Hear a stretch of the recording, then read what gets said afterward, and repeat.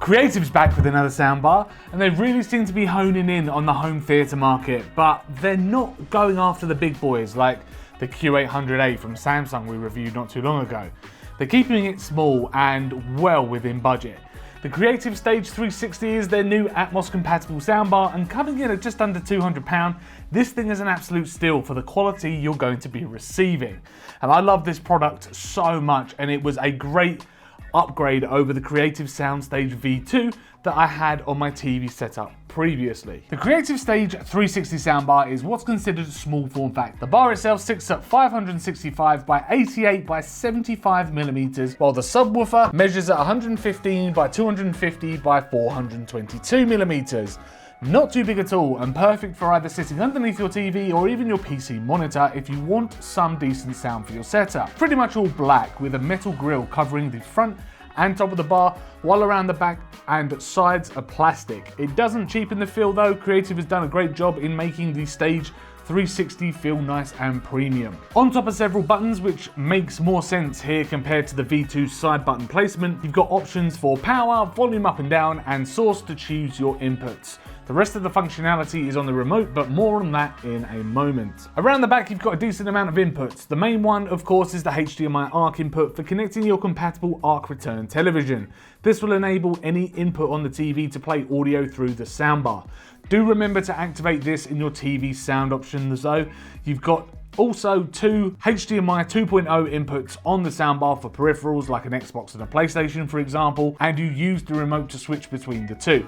The soundbar has to be powered up for the pass-through to actually work though. Sound from these HDMI inputs will play through the soundbar, so don't worry about that. The final one is an optical port for those of you without HDMI ARC on your TV. You've also got an input, although it's really a little bit useless. There's a USB Type A service port which can't unfortunately be used as a power source or to play music from your USB memory sticks. Bluetooth is also available to connect straight from your phone to play some music. Turning on the soundbar is pretty quick to start up. The Stage 360 will go through its checks so you can see which setting you are set to before audio plays, and will prompt you when it detects a new sound codec.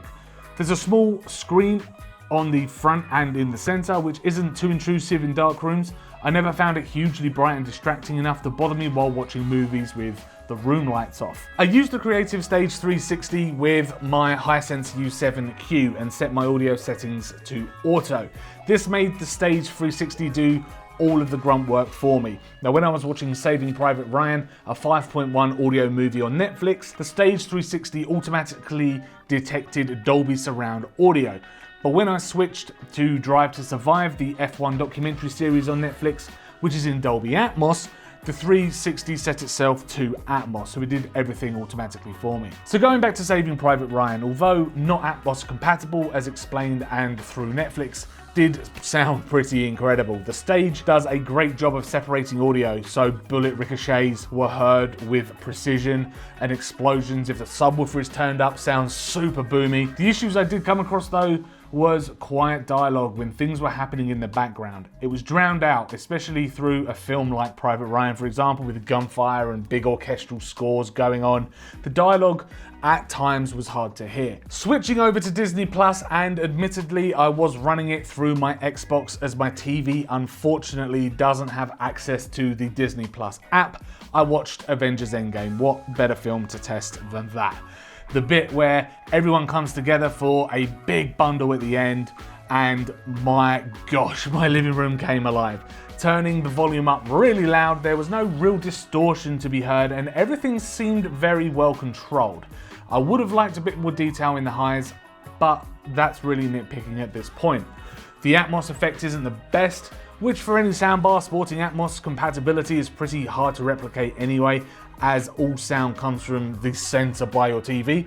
However, the studio separation was great. Now again, at the end where Peter Parker or Spider-Man is mourning over Iron Man, you know, during the sad scene at the end, his whispery voice was a little quiet over the orchestral soundtrack. And although the orchestral soundtrack is very quiet too, as it's a sad moment in a film, it was just it just drowned out Tom Holland's voice just ever so slightly, and it made it a little bit difficult to hear, so I had to just turn up the volume so I could hear Peter Parker's voice. Now this really only happened, as I said before, during certain times though. Robert Downey Jr.'s monologue at the end of the movie was absolutely crystal clear, and there was music going on in the background of that, so go figure, it's just certain times you might be a little bit hard to hear voices.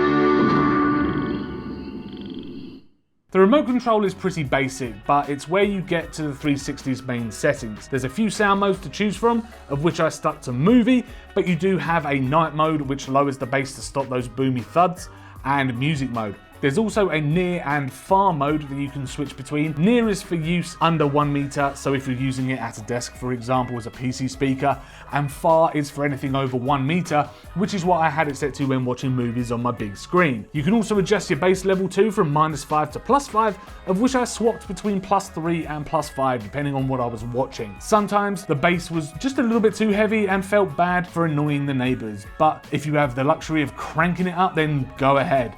The remote feels nice in the hands, and Creative have definitely made some improvements to the button inputs over the last iteration.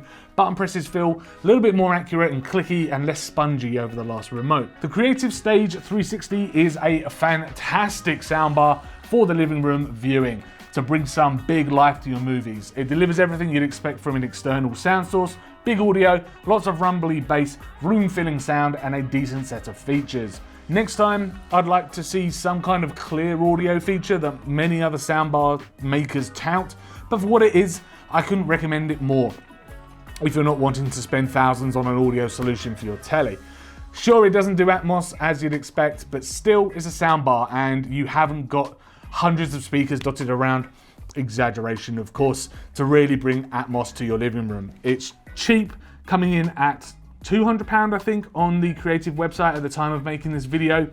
It looks great and is just a real solid performer. It's a great upgrade from last year's model. Thank you very much for checking out my video review of the Creative Stage 360 soundbar. If you enjoyed this video, hit that like button, subscribe to keep up with our latest tech and gaming videos, and also let us know in the comments down below what you think about Creative's solutions for the living room. Do you think they should just stick to the PC market?